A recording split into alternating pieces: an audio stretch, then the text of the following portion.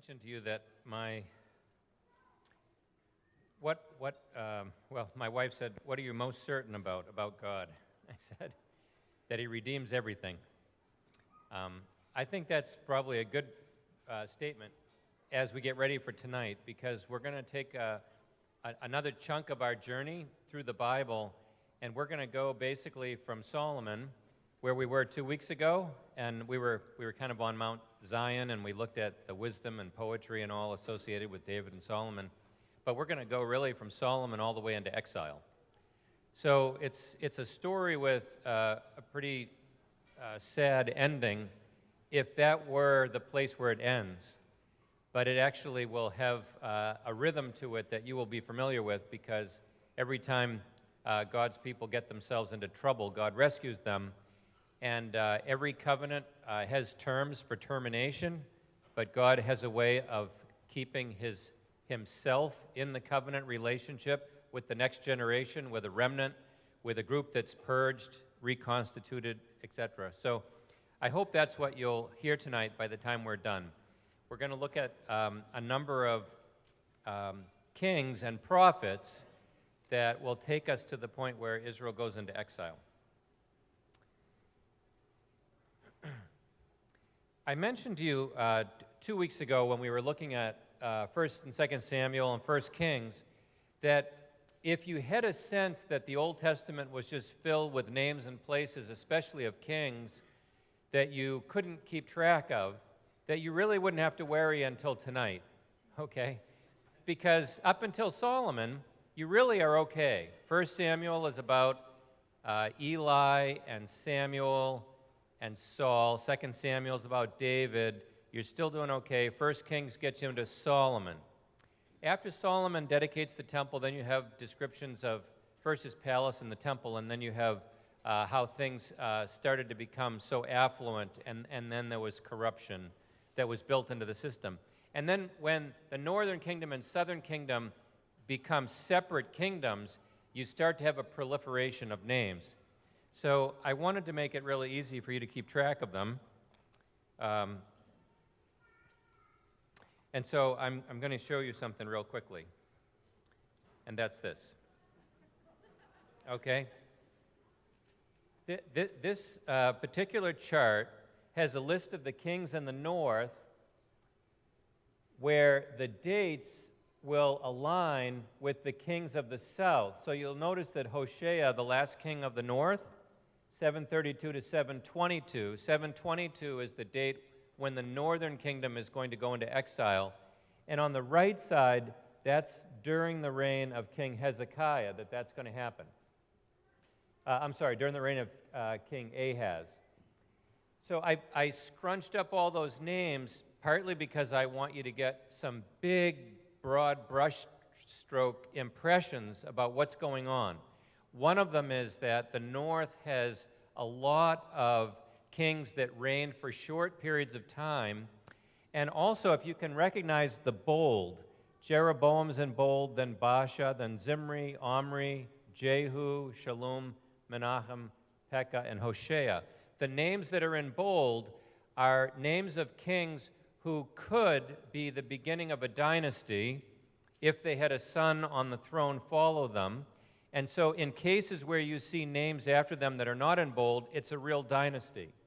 So for example, Omri has a dynasty that includes Ahab, Ahaziah, and Jehoram.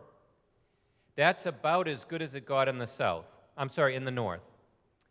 If you are like Shalom, and you'll notice 752 for Shalom, you'll also notice that during the same year, Menachem becomes king. Shalom is theoretically the beginning of a new dynasty, but it wasn't. He wasn't followed by his son, and in fact, his reign was quite brief. So I want to illustrate those two things by this diagram. Short period of time, a lot of kings for short amounts of time, several failed attempts at dynasty. This is important because, in contrast, the southern kingdom, which was primarily the tribe of Judah, and Simeon is assimilated into Judah. So primarily the tribe of Judah is the one that had the promises that go all the way back to Genesis of a royal line, And then God's going to make that promise to David. 2 Samuel 7, you have this promise, I'll build you a house, and that refers to the dynasty. And every king in the south is a descendant of David. So I think it's important for that to just kind of wash over you, because it's not easy to maintain a dynasty in this kind of a world. They're little mice on a playing board with a lot of cats and a lot of rats. And it's not easy to stay on your throne by yourself, much less to have an uncontested succession of your seed. But that's what God promised David. And on the opposite hand, Jeroboam tried to have a dynasty. It lasted one generation, and then it was supplanted. So there's chaos in the north. Now, I want to give you some other ways to look at this list. And actually, one simple way is that the Bible represents a prophetic lens of judgment that keeps things quite simple. Basically, the kings are rated in terms of being good or bad. Okay, so now let me take you to the list again. Notice all the kings on the left get a minus. Most of what the second part of 1 Kings and the whole book of 2 Kings, well, I mean, you get past the northern kingdom when they go into exile. But when you are given information in the Bible about the northern kings, the primary point is to show you not only the chaos of all of these short-lived monarchies and failed attempts at dynasties, but that the one thing that was common from generation to the next was that they all committed the same sins of Jeroboam. Anybody remember what the sins of Jeroboam were? What's that?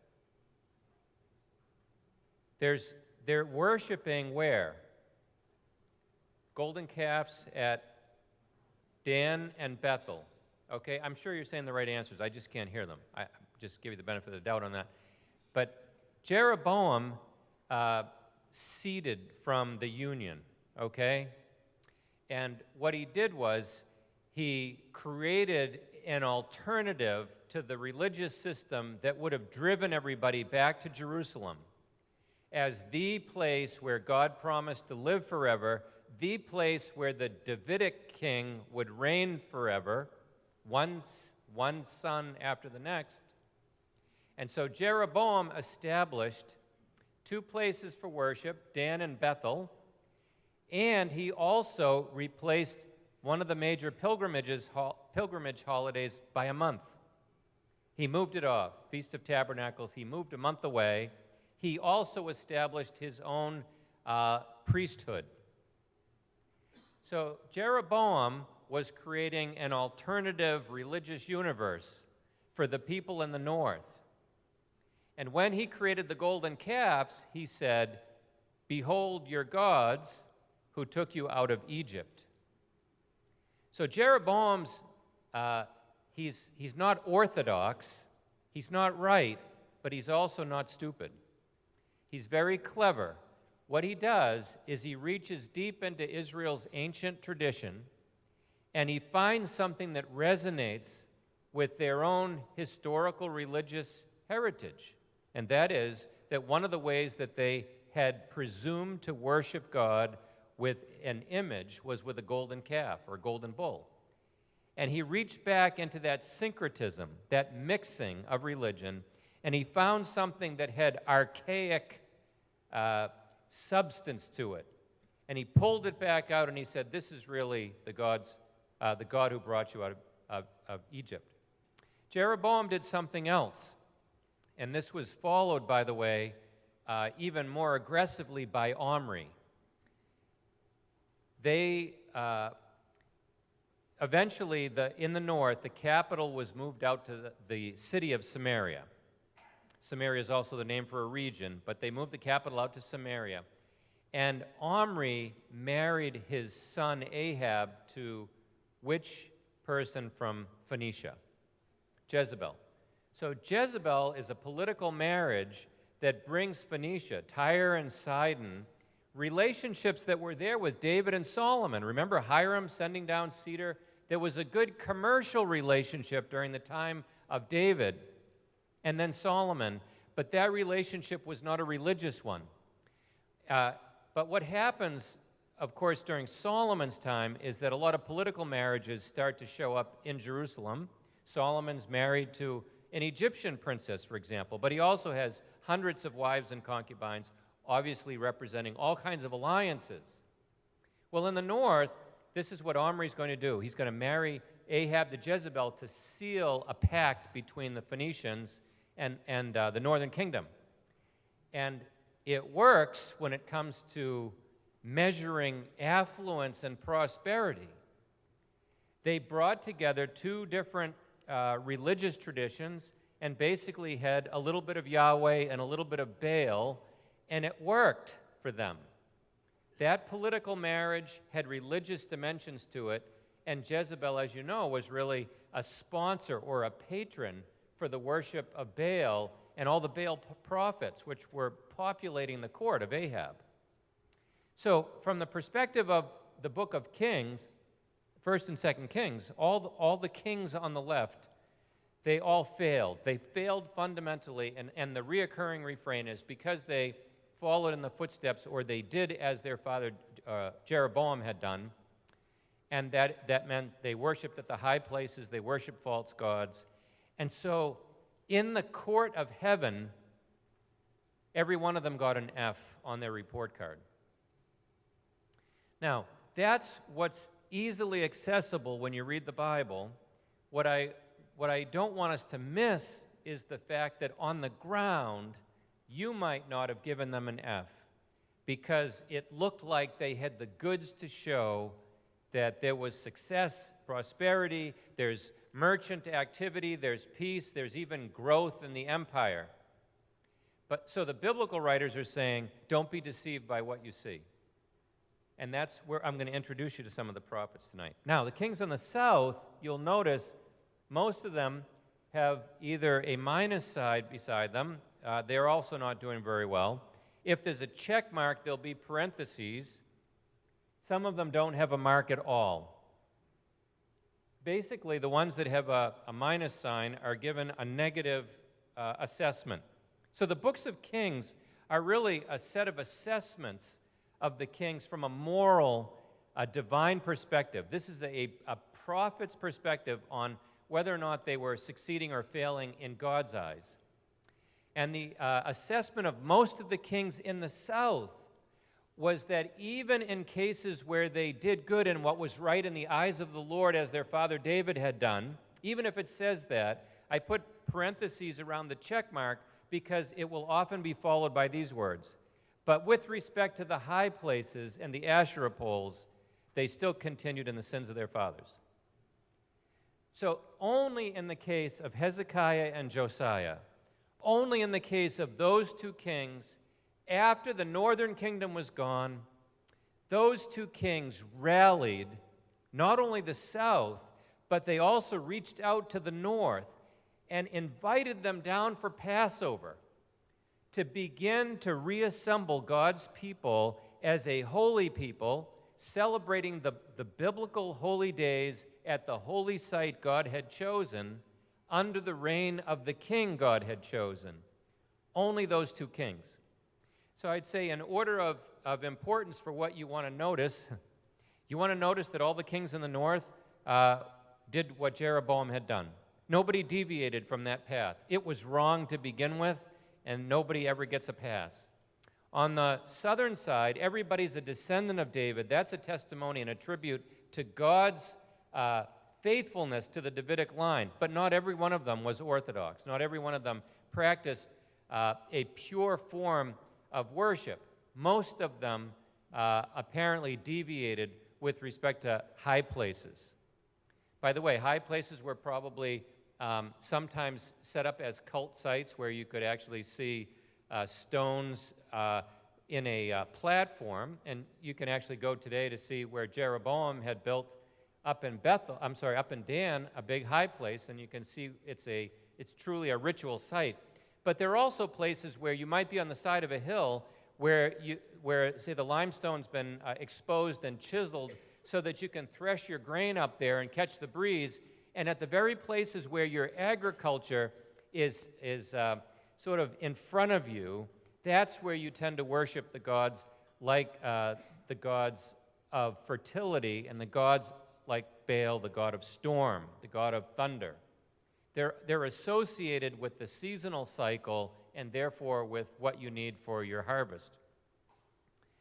And then finally, you wouldn't want to miss how important Hezekiah and Josiah are. And when you get into the books of Chronicles, you're going to see a lot of space given to David and Solomon, and then a lot of space given to Hezekiah and Josiah. Hezekiah and Josiah, they both make a dumb mistake at the end of their life, or a mistake in Josiah's case that cost him his life. So one of the things you'll notice about biblical heroes is that they're never without something that you could take issue with. Okay, Joshua is really a great hero on most counts, but in the story of the Gibeonites, it says, and they failed to consult with the Lord, and then they made this oath. Well, in the case of Hezekiah, he doesn't want to die when it's his time, and he pleads for extra time, and during that extra time, he shows everything in his treasury to the Babylonians, thinking that he's safe to show them because the big threat on the scene then was the Assyrians. And it turns out that there's judgment and that Babylon will eventually come and take all that gold away. Josiah was promised to have a life that could go on, even though judgment was promised on God's people in the south. He chose himself to get in the line of fire, and he died up near Megiddo in the Jezreel Valley. So again, that doesn't take anything off of them leading Israel in Orthodox worship. And by the way, I just want to make sure, when I say north and south, you know I'm not talking about America, right? Just in case you get any of this out of context. Seeding from the Union, I realize it's possible. The Mason-Dixon line for them was right through the tribe of Benjamin. That's where they were, okay? So I'd say you can read through, just with that list, you can read through the book of 1 Kings and go right into 2 Kings and not feel intimidated by the amount of data, the names as they come, because the northern ones are always going to be getting a kind of a thumbs down assessment, and the southern ones are always going to be judged with respect to how they were like David. So there are two prototypes that become templates for the assessments. You're either like Jeroboam, bad, or you're like David, good. And that's what's used for all of them, okay? So I hope that made it easy to read through the rest of them. Now, I want to introduce you to the prophets, because now you're going to pick up in this history, you're going to accumulate more prophets in the mix. Early on, you're reading about David, and which prophet confronts David about Bathsheba and Uriah? Nathan. And then you'll be reading about Ahab. Which prophet confronts Ahab about Baal worship? Elijah. Okay, and then Elijah has a successor named Elisha. Those are prophets who are in the narratives where you're reading about the kings, and then you hear the role of these prophets, but those prophets don't have books named after them. What we're going to enter into tonight is I'm going to try to find some easy handles for you to make sense of the prophets who have books named after them, because they're collections of their oracles, their preaching, their sermons, etc. So let me give you some distinctions to help you work your way through. I think you understand that part of what this Bible journey is about is giving you the tools to go back and read. So it's a little bit like a clinic. I want to just give you some handles, some things that are make it possible to go back.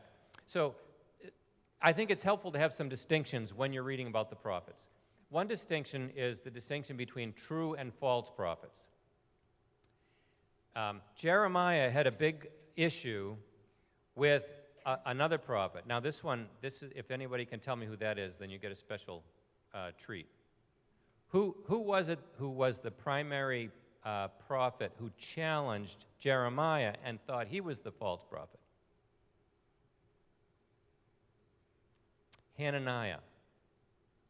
Okay, Hananiah, you don't hear about him too much, but Hananiah was one who challenged Jeremiah because Jeremiah was prophesying during a time when he was saying the southern kingdom was going to go into exile. The big storyline is the northern kingdom was disobedient.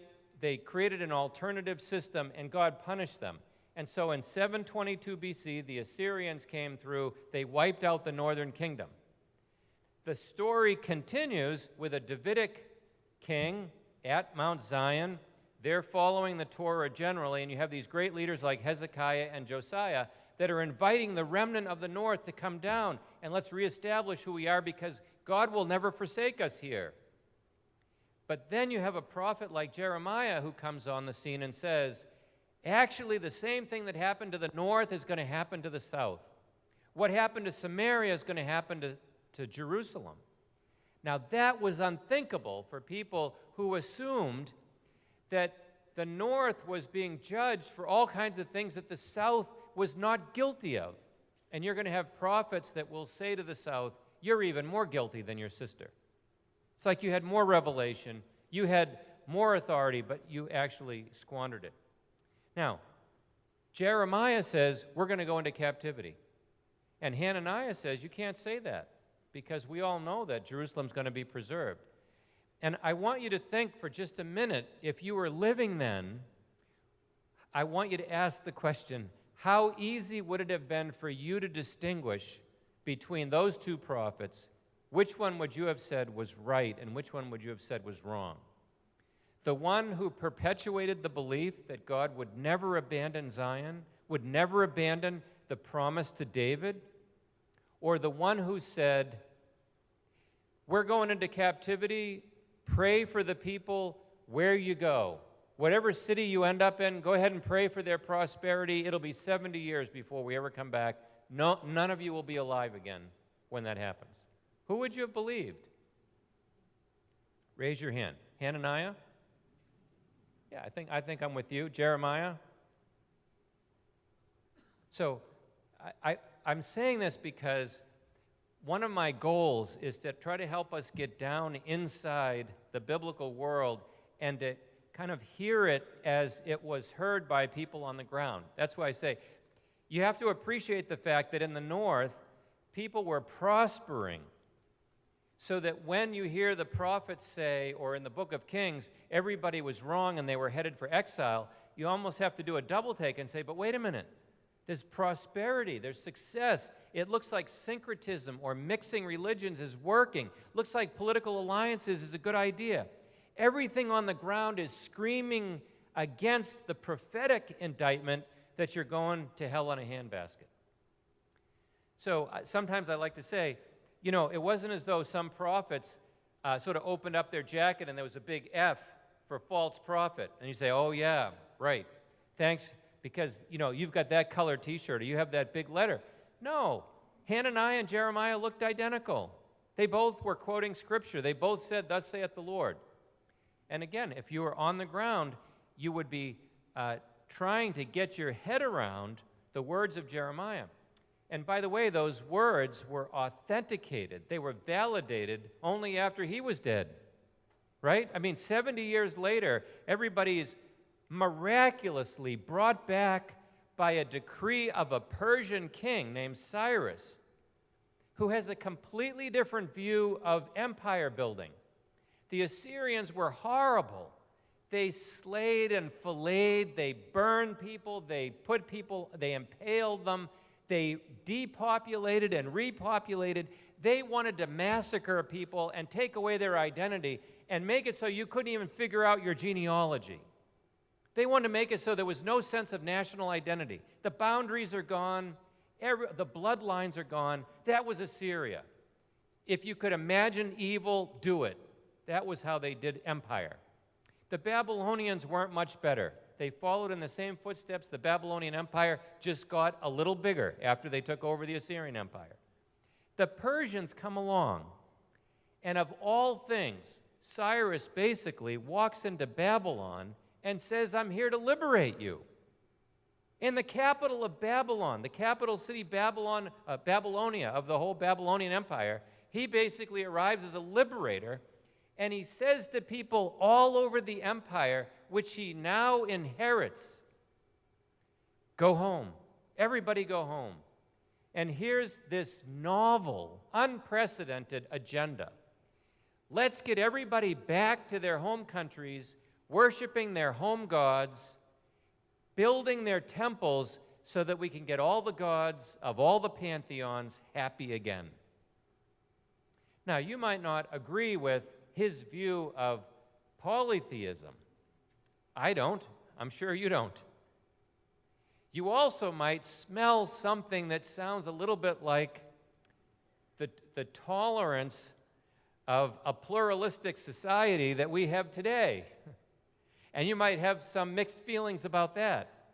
But it was in that milieu that he created an invitation for everybody to go back home, and of all things, here's a blank check. Buy what you need from the king's forests, from the king's quarries, to go rebuild your temples, and get your priests to figure out what makes your gods happy so that the empire will succeed as the result of every ethnic group prospering in their own region. God did that. God created this Cyrus, as Isaiah would say, as a servant that would bring his people home. Well, that certainly vindicated Jeremiah's words to imagine that after 70 years of living under the Babylonians, a brand new, not just another conqueror, but a conqueror with another whole philosophy takes over and says, here's the check, go back home. And everybody realized it was just 70 years ago we started to be depopulating. We started to be going into exile. So true and false prophets. I've also, one designation for the prophets who are writing prophets, you'll just see sometimes in secondary literature they're called classical prophets. That just means that they're the writing prophets. The ones that are called pre-classical are the ones from Moses on to Elisha that you read about. Okay, one of the ways to think about a prophet's role was as a diplomat who represented the court of heaven in an earthly royal court. So if you think of it as a diplomat, you can understand why they sometimes spoke with what appears to be diplomatic immunity. When Nathan goes to David and he says, let me tell you the story about a man who had one little lamb, and then he had a neighbor who took that lamb away, and then David says, this man should be killed, and then Nathan says, you're the man. The reason why Nathan can say that is the assumption is even the king is responsible to God. And the spokesperson for God in the court was the prophet. If you mess with the prophet, you mess with God. Now, it's also true if you mess with the king that God appoints, you mess with God. The king was sometimes called the Son of God.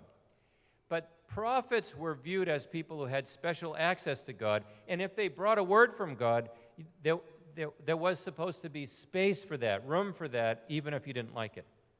So think of them as diplomats from heaven, but also in the context of a covenant relationship, think of them as covenant mediators. So there's both a political way of thinking of them, but also think of them in a legal sense. They come from heaven, virtually speaking. They have visions. They have words from God. They come before kings and God's people, and they say, in the context of the covenant, there's a breach. There's a lawsuit. You're weighed in the balance and found wanting. So in those occasions, the prophets had a word that you had to listen to, and they're often quite harsh in their judgment, and that's partly their role. They also provide words of hope, and those words of hope in a covenant context then make sense as, in other words, it follows this flow, and this will help explain the flow in most of the prophetic books. God sends his prophets to say, for the most part, you have failed in keeping the covenant. Therefore, from a legal perspective, God has every right to execute judgment. All the stereotyped curses that are named in the Mosaic covenant, all of them are, they're coming. Whether they're plague, infertility, ultimately it's the raising of the city and the sending of people into exile. All of that's coming, And the prophets are there to say, this is justified. It's very important that God's prophets are saying, there's judgment coming and it's legitimate. You deserve it. Now, that's pretty harsh, and a lot of the prophets read that way. And as you're reading them, you might feel like, boy, I woke up this morning, was hoping for a little nurturing word of comfort, and all I got was another woe oracle. And you start flipping ahead. But wait, you have to appreciate it in context. The prophetic books invariably turn from judgment to hopeful promise for restoration, reconciliation, return, repentance, rebuilding, all those re-words that are my favorite, the re-theology of the prophets. And what's astounding is that Israel, as a covenant partner, has no right to that. In other words, from a legal perspective, what you only deserve are the curses. But purely as a result of God's grace and because of his reputation among the nations, he says, I will keep my word, I will keep my promise, my oath of covenant with you.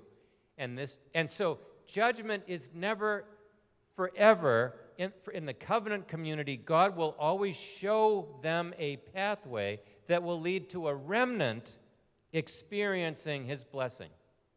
That's what's hung at the end of almost every prophetic book, no matter how dire the words of warning are. So that should be encouraging. So, for example, Jeremiah, some of you like to have this phrase in Jeremiah. I know the plans I have for you, plans to prosper you, right? That's a favorite verse, isn't it? Well, here's what Jeremiah said before that nice little verse. You're all going into captivity for 70 years. And it's so why doesn't all that end up on your refrigerator magnet? Right? Or on your visor, or inside, right? I know the plans I have to prosper you. Like, that feels a whole lot better than after judgment, you can trust me. I will come find you. This is part of the powerful message of the prophets, and if you don't pick it up here, you may miss it in the gospel. The gospel is not simply a message of grace and mercy. It is a message of grace and mercy in the context of judgment. And the most astounding thing is that God takes the judgment on himself at the cross and then offers the blessing to his people in a covenant relationship, a new covenant, where he says, you now have secure blessings in me following the judgment I've taken on myself. You wouldn't want to miss all that by thinking he was a martyr or thinking he was incredibly virtuous. This is the supreme act of judgment in covenantal terms. So, covenant broken. What are the primary themes that the prophets discuss when they talk about the covenant being broken? And by the way, broken is like saying, your marriage vows are broken. The covenant represents a commitment, a formalized commitment. So to say that it was broken means that there's been systemic, habitual behavior that runs right against the grain of everything they were commanded to do. And you can remember 3 out of 4 of these pretty easily because they all start with I. Immorality, idolatry, injustice, and then political alliances. Almost everything the prophets say to kings at different stages is going to fall into those categories. If you think of idolatry as almost everything that the first 4 commandments take into account, and perhaps even all 10 of the commandments in some way or another have to do with idolatry. Even if you covet something of your neighbor's or you bear false witness, there's forms of idolatry. And immorality in the Bible is every form of sexual immorality. But one of the things to be aware of is that from the prophetic point of view, there's something so similar about immorality and idolatry. And you'll pick this up in Paul's rationale in Romans 1 when he talks about different forms of sexual deviation, deviance, and it's in the context of idolatry. People end up worshiping themselves, And in the process, they express that with certain forms of immorality. Now, injustice is also a broad idea in the Bible. You could say that with phrases like in Isaiah, justice and righteousness. There's phrases in Hebrew where you talk about truth and justice and righteousness. There's something here about social equity, something about treating other people as brothers and sisters that is absolutely central to the Sinai covenant. The first movement of the Sinai covenant is God rescued us. So worship him alone. The second movement is a kind of horizontal movement where you say, God rescued us from slavery and put us into a covenant, and that makes you my sister, that makes you my brother. You can't have one without the other. God did not rescue one person. He rescued a group of people, and when he did so, he said, I'm your king, I'm your father, I'm the one who planted this vineyard. Every metaphor that you can think of in the Bible reinforces the idea that God is saying, not only did I rescue you, but I rescued you all. In Hebrew, they don't say you all as easily as you can in English, right? But that's the message of the Exodus. It's not just that God rescued me. It's that he rescued us, and in the process then, we've all been either adopted or we are natural children in this family of God, and therefore God will judge our behavior on the standard of a family ethic. One of my favorite verses in Deuteronomy, I might have mentioned it one of our first nights. It says, if your brother has an ox or a sheep, for example, I'm paraphrasing, that gets lost and wanders into your property, return it to him. And then it says, so that's kind of expected. That's a good neighborly gesture, and especially typical for a family member. If your brother has a lost ox, return it to him. But then it says, and if you don't know who your brother is, then when you find out, hold it until you find out. In other words, in this room, we are all brothers and sisters, and we're put into a covenant relationship that requires of us to treat each other as siblings, even if I don't know who you are. So if I go out into the parking lot and somebody needs help, do I distinguish between those I know and those I don't know, or do I understand that we all have the same Father, same Heavenly Father? So this is the ethic that comes in with the Sinai covenant, and the prophets are going to be looking for whether or not people act like brothers. Now, when Israel was tempted to have a king, Moses already knew this would happen. He said, if you get a king, don't choose somebody who's not one of your brothers, in other words, an outsider. But he also said, don't let a king accumulate chariots and horses and wealth, gold, silver, all that, and become higher than the rest of you. There's something that's part of the Sinai covenant that suppresses what you might call social stratification, classism. It suppresses that. Even the territorial allotments going into the promised land were not supposed to be violated by one tribe getting stronger over time at the expense of another tribe. The years of the Sabbath and the Jubilee, they return back to people. They return everybody with one gigantic reset button. They return everybody back to the original allotments, because the tendency is, over time, to develop this kind of stratigraphy. If it was an archaeological site, you'd look at one period over another. But look, Egypt had this perfected. What you can see visually in a pyramid is exactly what was taking place sociologically, economically, politically. Pharaoh's at the top, the nobility, the aristocracy, the priesthood is under him, and you work your way down, class by class, to the poor. And so you'll hear people like Nehemiah and others talk about, you're taxing your own brothers with interest when you lend money. And you see the use of the language of kinship. God was taking family language and he was saying, this is how we all treat each other, even if you don't know each other. So the covenant's broken, and then there are the curses. And I've mentioned these are fairly typical in the ancient world for treaties. God had a treaty with Israel, and he was saying, if you break this treaty, if you break this covenant, then you'll see drought, you'll see blight on your crops, there'll be loss of rain, loss of fertility, and eventually you'll lose your king, you'll lose your land, you'll lose your temple, you'll go into exile. Now, the language that begins with the return, the restoration, the renewal, the regathering, all those words, they all hang out there after judgment in the prophets in connection with, if you read them all together, in one way or another, the prophets are all contributing to a vision that when you get past judgment, there's going to be this great return, regathering, repentance, and reconciliation to God in the context of a messianic era. A Messiah, by the way, is just the Hebrew word for anointed. So there'll be an anointed one, a king, a son of David, who will reign on the throne of David once again.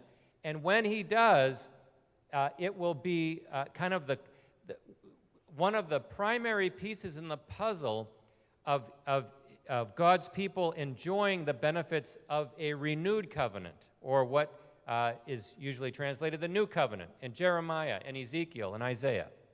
God's going to put his Spirit on people's hearts. And during that reign of the Messiah, nations would come. This is what they're predicting. And we won't get into Daniel so much tonight, but I'll lay this out a little bit more in detail. But what's going to be surprising is that the first thing that happens on the timeline is that Israel, after 70 years of judgment, will come back physically to the land. But there won't be a Davidic ruler on the throne for a half a millennium. It's going to be over 500 years before Christ comes. And none of their rulers have Davidic blood, except Zerubbabel, and there's hope around him. But you go for hundreds of years, and you're wondering, where's a Davidic king? But the other thing is, there isn't ritual, there isn't purity. The priests are not pure, they're political appointees. The nation does not show the fruit of repentance. So you open up the New Testament at the beginning of, when you go from BC to AD, or you go into what some people call the Common Era, you've had a temple for over 500 years, but people still are waiting for the full spiritual restoration. And amazingly, Jesus will come as the ultimate temple, the ultimate prophesied anointed one, the Son of David, and he will declare himself the real temple. He will declare his death the basis, the foundation for the new covenant, and within a generation, the temple's destroyed. So that whole long period, which is usually called the Second Temple period, is a period when people have some evidence of the prophet's future hope in hand, and that's mostly the physical return. But they couldn't see the evidence. There wasn't evidence of a spiritual return until the very end of that long period. Well, let me take you a little bit behind the text here for a few minutes, and then I'll give you your 2-minute stretch. I'm going to give you another chart here, which, again, like with the kings, I think if you could just take away this general structure, it'll help make sense of all the prophets. There are basically 4 pivots around which prophets speak, 4 historical moments. The first one has to do with the Assyrians coming in and taking the northern kingdom, and that happens in 722. So the classical or the writing prophets are going to start, you're going to hear about Amos, Hosea, Micah, Isaiah. They're going to be speaking at around the time and through the time that the northern kingdom goes into exile.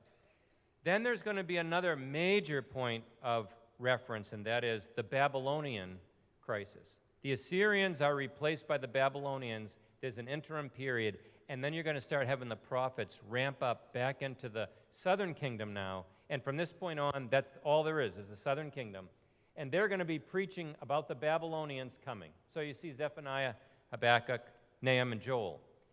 As you go into the period when the Babylonians start to take people captive, you have the time when Jeremiah is speaking, when Ezekiel is speaking, the lamentations that take place over the destruction of Jerusalem in what year? Okay, 586 or 587. So the northern kingdom goes into exile in 722. The southern kingdom goes into exile in 586 to King Nebuchadnezzar. The fourth pivot, or the first kind of magnetic field for prophetic words, has to do with the restoration after they have returned. Okay? So the Assyrians are coming, the Babylonians are coming, we're in exile, and then we are now rebuilding. These are kind of four basic containers, and some of the prophets span quite a bit of time. Like Jeremiah and Ezekiel, they span a lot of time. Isaiah speaks about all of these periods. But this will help you, I think, put them into place. When you're reading these prophets, you're aware of them talking about injustice, immorality, idolatry, and political alliances. But it's also important and helpful if you can connect them with what's happening. You know, you have at Christmas time, unto us a child is born, right? The government shall be upon his shoulders. You have these great prophecies in Isaiah 9, also Isaiah 7.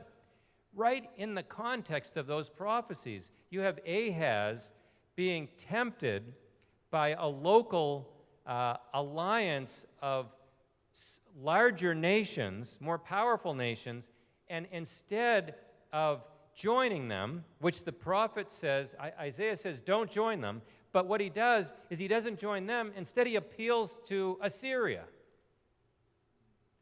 And Isaiah says that's a fatal move.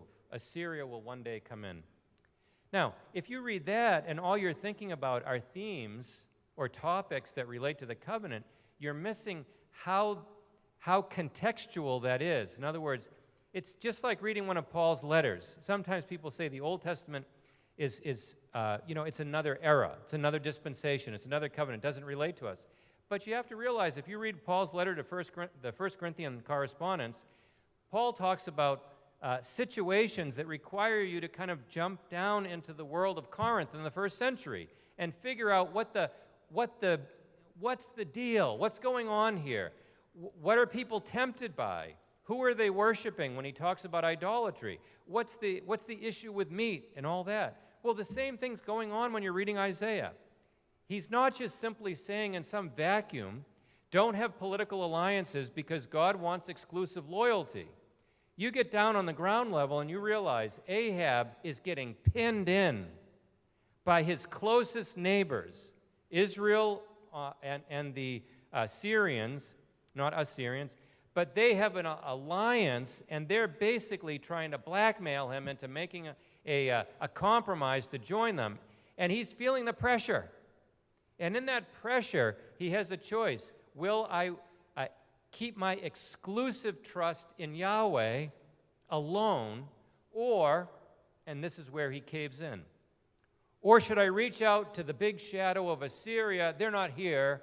They're not going to be here for a while at least, and they're just asking me for some token gifts. And he goes that way. And again, if you were there in Ahaz's day, you can put yourself in his shoes. I feel like it's important to rescue the Bible from being way back then, almost like it's a fairy tale, but I also want to make sure that we rescue it from, it was like, why were they so stupid? As people always say, why did every generation just forget? Why did they complain in the wilderness? Why did they always keep failing to worship God? Why did they keep taking their idols out? And I want to bring us back into their place so that you can have a certain kind of appropriate empathy to say, if I was then, I would have been tempted too. And then to kind of return back to your world and say, actually, it doesn't take me that long to go back to the same old problem, right? So these are the primary areas that these are the primary historical moments during which the prophets will speak. So let's take, we're going to spend a little bit more time behind the text tonight, look at some background, because the situatedness, the historical situatedness, actually makes it possible when you get down into the weeds. It gives you a chance not only to empathize, but for the prophetic messages to really pop, including the messianic ones that we're familiar with, that go forward. But here's just a timeline which you will have. I wanted to make sure that you had this one separately because you start having quite a few kings as you get near the end of either one of the empires. The northern one before 722, and then the southern one before 586. But you're also going to have an overlap between Assyria and Babylon and Persia. So you'll notice on the left, the brackets for Assyria extend beyond Josiah. But Babylon's going to fight Egypt, and it's in that war that Josiah dies. So, so these empires, they don't just exist on a map and then they just trade out overnight. They move. And often Israel or Judah is on the extremities of a Mesopotamian empire, and so sometimes it looks like they have autonomy, and invariably they keep looking to Egypt for help, because Egypt, if you think about the Fertile Crescent, Egypt's on one extreme, so I'm trying to think how, so Egypt is over here for you, Mesopotamia is over here. When Assyria or Babylon or Persia is growing, they're growing towards Egypt. Jerusalem's never their final destination. Jerusalem is a little, what one archaeologist called a significant node on an insignificant road, okay? It's not where every empire ends, okay? But it's part of what you do to clean up the road on your way down to Egypt. And the Babylonians will end up in Egypt. So that's a little bit of the perspective here. And then I've already mentioned about Persia. Persia will become the agent by which God will evict Israel from the land, and in the words already predicted in Leviticus, you'll hear about them again in Jeremiah talks about the 70 years, but in Chronicles you'll hear that the land will get the Sabbaths that it never had.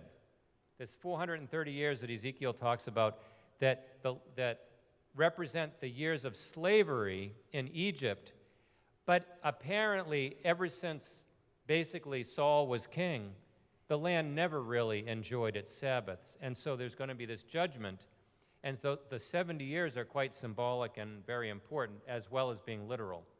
Okay, so let me just take you to these different prophets in those little magnetic fields that I showed you. The first one is the Assyrian threat, which leads to the fall of Samaria in 722. The prophets in the north are Amos, Hosea, and Jonah. The prophets in the south are Isaiah, Micah, and Zephaniah. Prophets have hometowns where they come from. They also have places where they go to speak. So Amos is from the south. He's from Tekoa in the south, but he goes to Bethel to preach.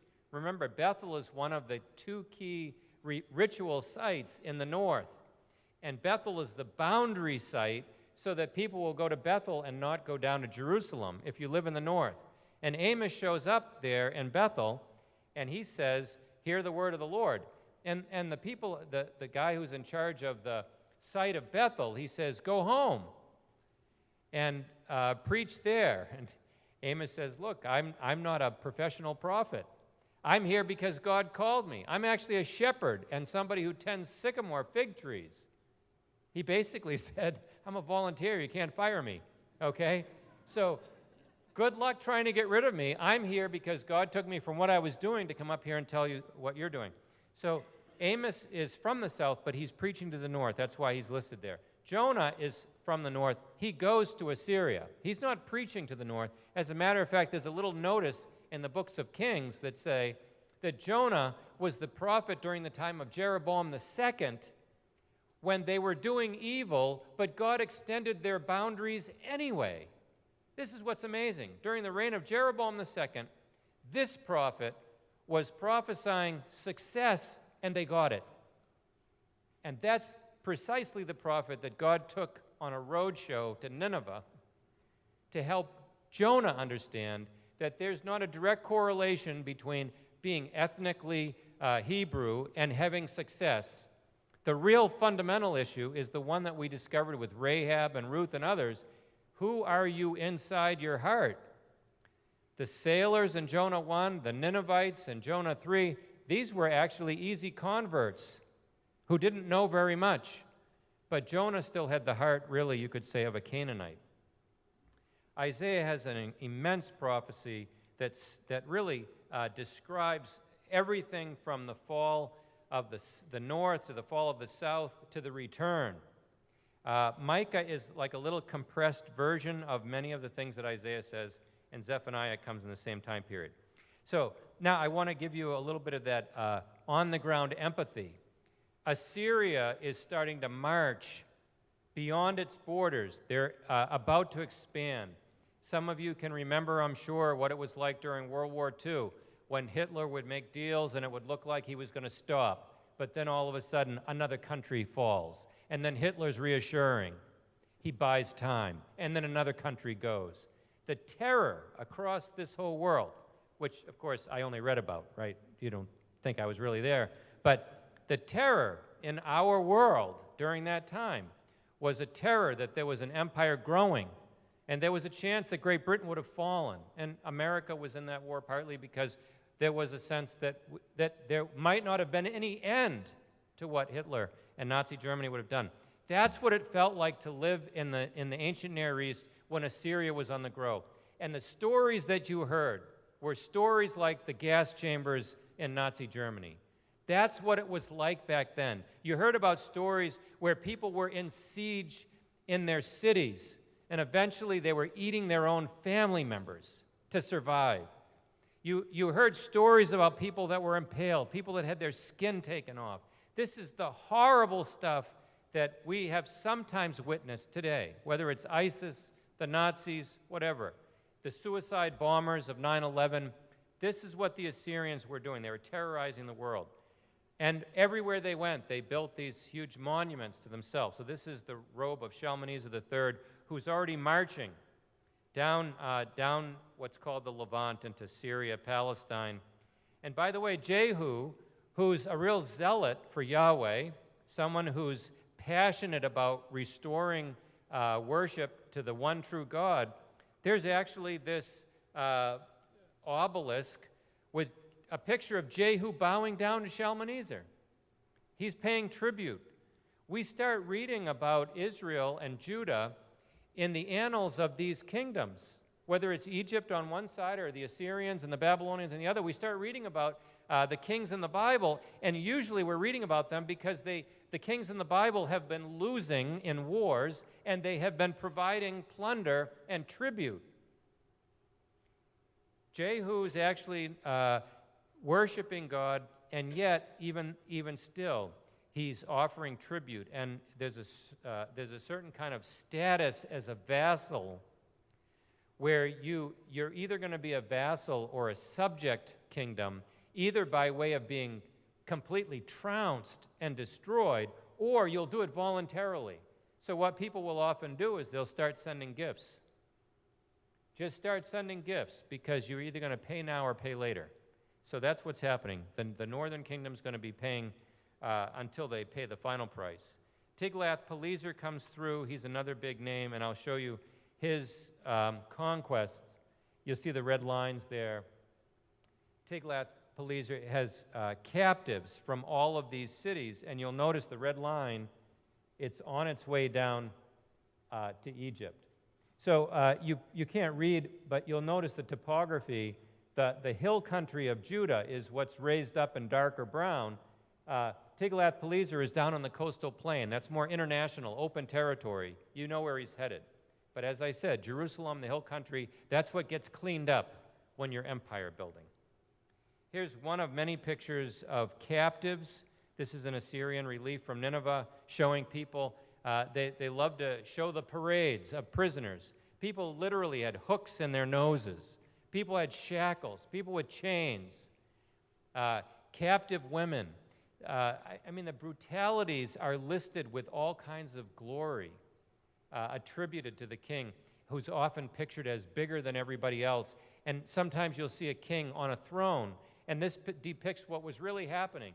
While a battle was being won, a king sets up his little palladium, this sort of a little canopy over a portable throne, and people will come up and they'll put body parts in a big pile next to the king, giving him the chance to tally all the skulls, give him a chance to tally all the prisoners, all the silver, all the gold. This is the Assyrians. Now, in this context, again, I hope you might sympathize, not for the wrong reasons, but sympathize a little bit with King Ahaz, who has a local coalition saying, bond yourself together with us, and we'll protect each other, a mutual defense alliance pact. And then he says, no, I think it's better for me to really show my due respect to the Assyrians. It's in this context when Isaiah is working with, Isaiah's ministry spans several kings, the most memorable of which are Ahaz and Hezekiah. During the time of Ahaz, Hezekiah says, you know, you're making fatal mistakes here. But there's a prophecy that comes out in Isaiah chapter 11 that says that eventually Judah will go into exile. Judah's not going to be spared. Now, it's not the Assyrians, it'll be the Babylonians. We're going to discover that over time in this. But what's going to happen is that the tree that you know as the dynasty of David, it's going to be chopped down, so it's just a stump. And Isaiah 11 talks about a shoot coming up from that trunk, a shoot from Jesse that will come back to life. This is one of the many ways that the prophets are starting to prepare people for a Messiah, an anointed one from the tribe of Judah, who's going to come, and it's going to be like this stump that looks dead. But olive trees, from one perspective, you could say they never die, because they're always able to rejuvenate by these shoots that come up from the roots like that. Well, Sargon ends up coming in 722, and Sargon takes the city of Samaria, the northern kingdom falls, and what's in blue shows you the first Assyrian king whose presence is felt, Shalmaneser III. Then yellow, notice it gets bigger, that's Tiglath-Pileser III. And then Esarhaddon adds the purple, and then Ashurbanipal adds the green. And you'll notice the green includes Egypt. So the Assyrians have made their way into Egypt. But then they recede. They're not able to have control over all that.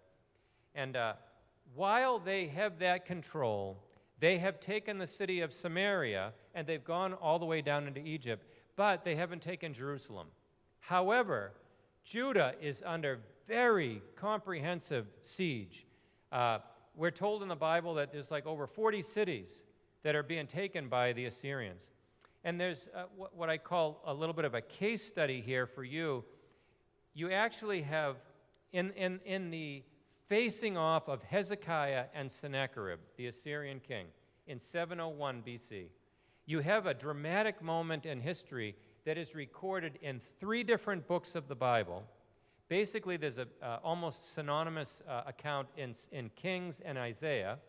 So if you read Isaiah 36 to 39, you'll get into the meat of this whole encounter. And then it's also in Chronicles. There's also 3 sources in the Assyrian records, both written and pictorial. Big, huge reliefs of the destruction of Lachish, or Lachish, a city that Sennacherib was very proud to have taken, but he also has written descriptions of laying siege to Jerusalem. And then on top of that, you have significant archaeological finds.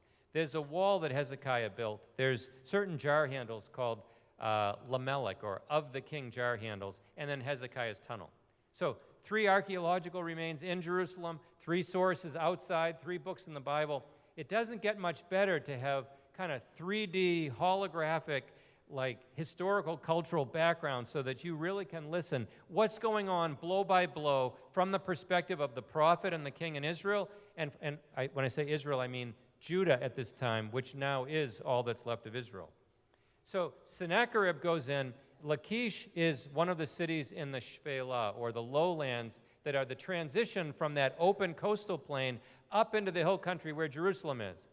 He's laying siege to Lachish, which is a big fortified city, And basically, when they do these reliefs, they take all the elements of a war and they put them all into the same picture.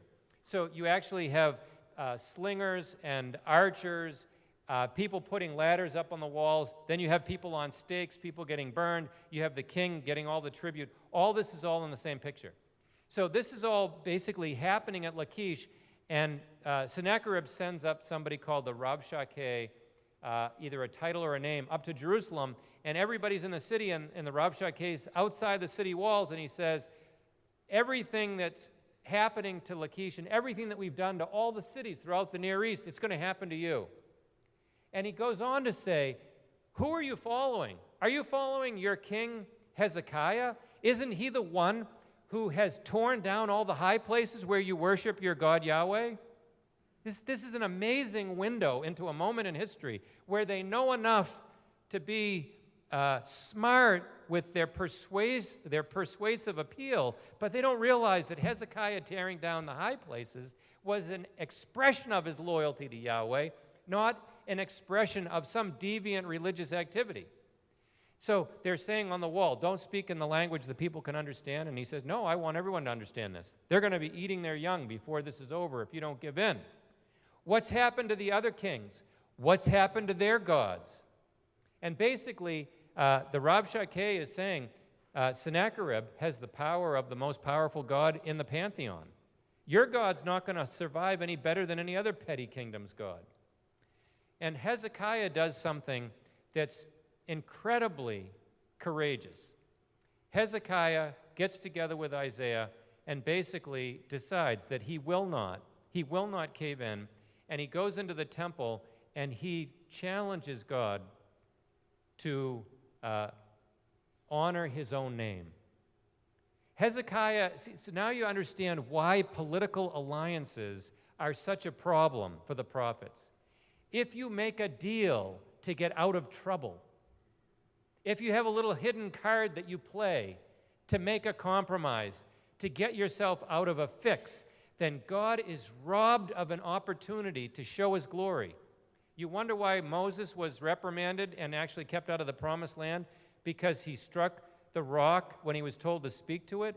It was a moment. God says it was a moment when my name would have been made holy, and instead you took that moment away. Every moment that we compromise, like these kings were, we're taking a moment away when God says, I'm ready to show myself. But if you keep making deals, whether it's with other gods or with other kings, nobody will ever really know what your success, especially in a dramatic moment like this, is due to. So Hezekiah says, it's your name. That's what's at risk. And so God destroys by an angel 185,000 of Sennacherib's troops, and they never end up taking Jerusalem. This is a miraculous moment. Here's a picture of some Israelite captives having their skin taken off.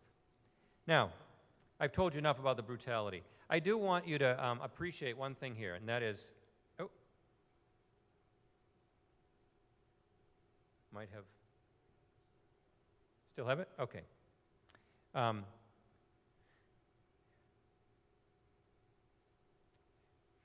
Hezekiah is a fabulous example of faith.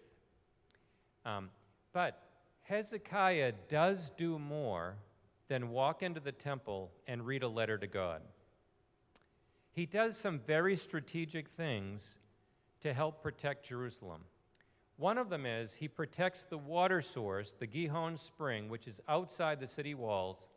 He has two teams that dig from the spring and from the other side of the mound, which is Mount Zion, the sort of the city of David, and they work from both ends, and they meet in the middle. They do this rapid chiseling feat. It's a phenomenal thing, and they actually had a plaque on the wall that describes the moment when these two groups met each other. There's also a city wall that's now been discovered that runs around Jerusalem. It's an inner city wall, so that if the outside city wall was breached, they would have that.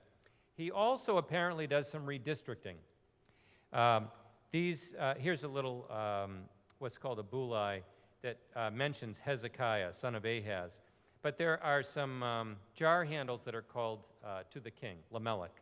and it looks like Hezekiah has created a ring of cities close to Jerusalem, up in the hill country, that's going to be the next round of defense after the outer cities fall. I'm trying to put some color and 3-dimension to Hezekiah because he's a person who's trusting God, but he's also not doing nothing at the same time. So in other words, so I think there's a lot to learn from this because you can violate God's honor if you sort of create all of these supports in case he doesn't do anything. But it's different to say, we trust in God, and then we'll do our part, right? So the conquest took place because God was with Israel. But they did get ready for war on any given battle, and they fought, for the most part. That's what they did. Here's an inscription by Sennacherib, where he describes having trapped Hezekiah like a bird in a cage.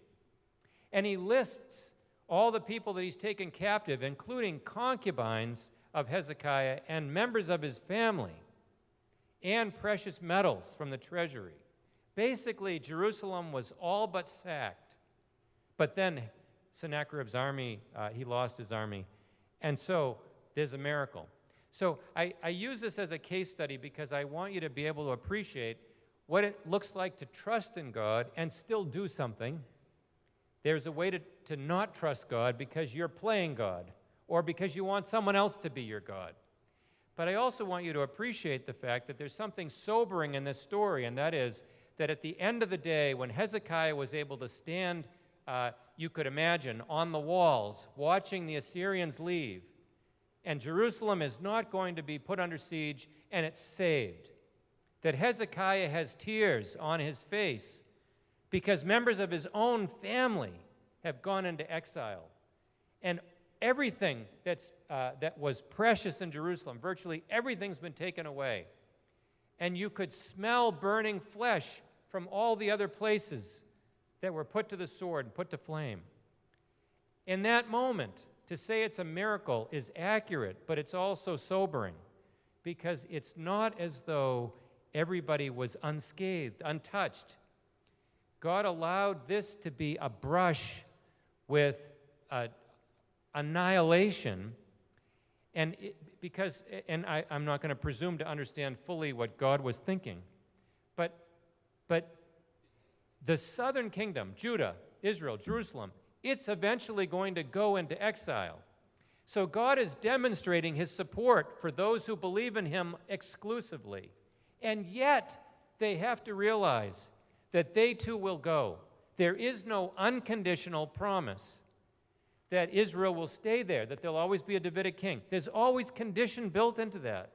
And so looking down the line, even Hezekiah himself will show all of his treasures to one of the emissaries from Babylon, and Isaiah will say, that's where all those treasures are going to go. It won't be that long.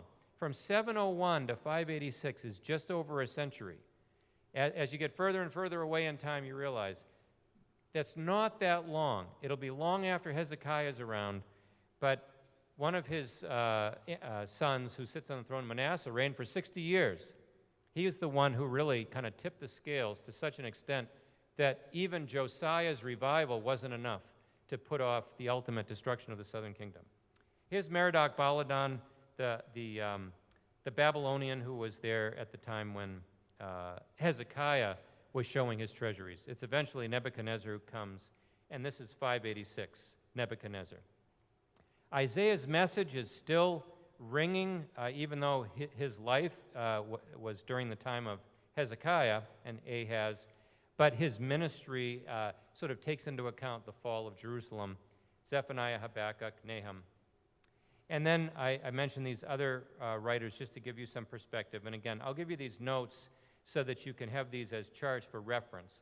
I just wanted to put these into perspective for you because we're going to return to some of these later.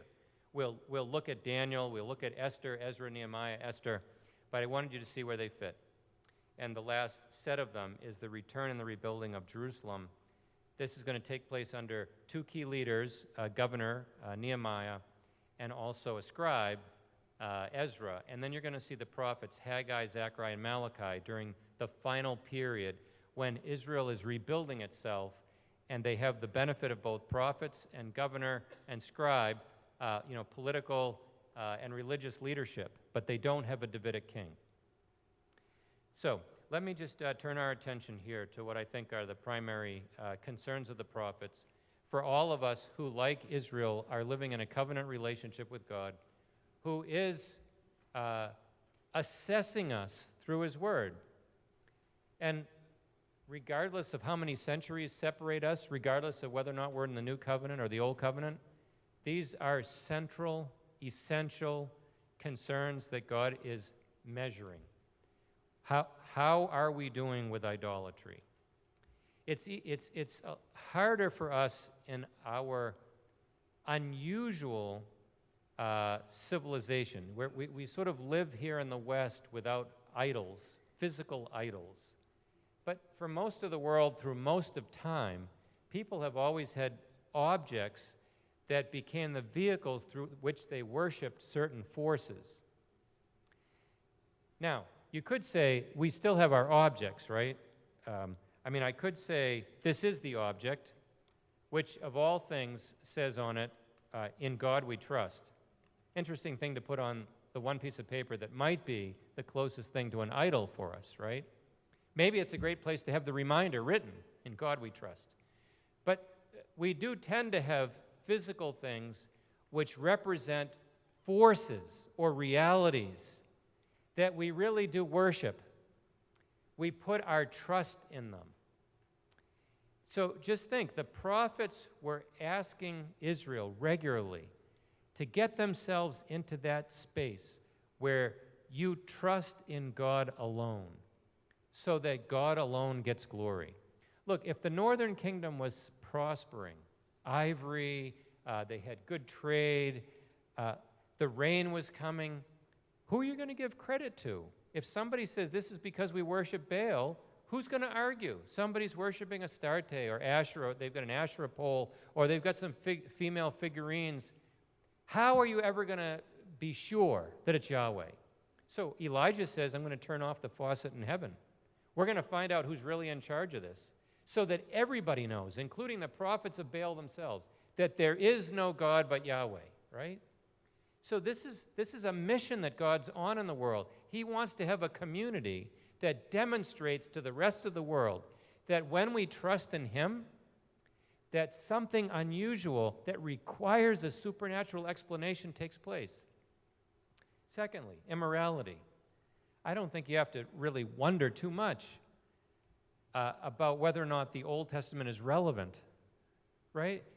Immorality, the perversion of the natural order of marriage between one man and one woman, we've gotten soft on the basics of what constitutes a marriage, what constitutes sexual purity, and as a society, I've lived in the Middle East, folks. I'm ashamed to say that when people in Muslim countries look at the West, it is very easy to say, if that's what Christianity delivered to you, then we don't want to have any part of it.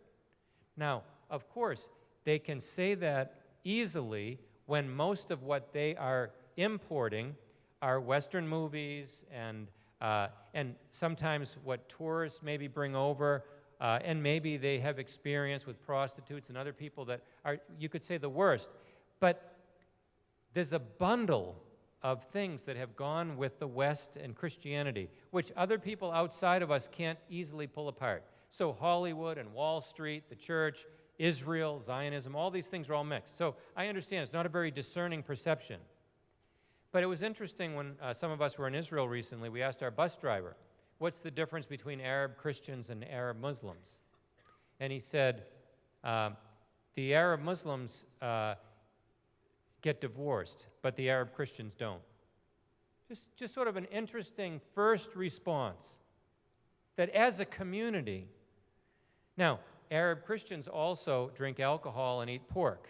That's a problem. He didn't mention that, but I know that that's a problem for Muslims who feel like they have a stricter lifestyle.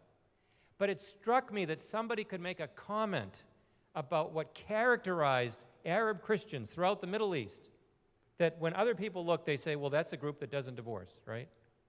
So when people look at Christianity, you can say they don't have nuance, they can't separate all this stuff that's all in a big ball of wax, but it's not that common to look here and say it's an incredibly moral society.